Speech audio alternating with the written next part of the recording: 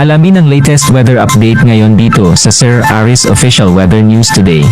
Yung bagyong Myoto natin naman nakaraang araw ay patungo na po sa may bahagi ng mainland China. Palandfall na po yung may international name na Noul na pinala na nating Kia po nung nasa loob po siya ng Philippine Area of Responsibility. Di na po ito direkta or even indirectly nakakapekto pa sa ating bansa.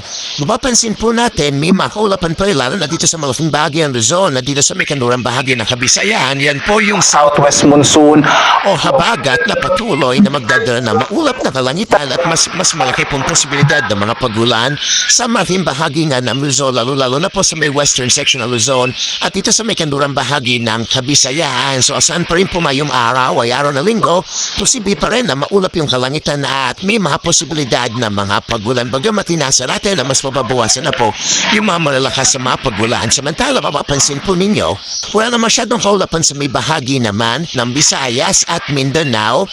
Hindi na po masyadong nakakapektong habagat sa bahagi ito na ating bansa at mga localized rain showers and thunderstorms naman yung mararanasan lalo na po sa dahong hapon hanggang sa gabi. Sa ngayon po, no, malibat sa southwest monsoon at yung bagyo na nasa labasan ng PAR ay wala na po tayong minamonitor na ng mabang low pressure area basta pinahuring datos atin sa kasalukuyan sa loob at labas ng Philippine Area of Responsibility.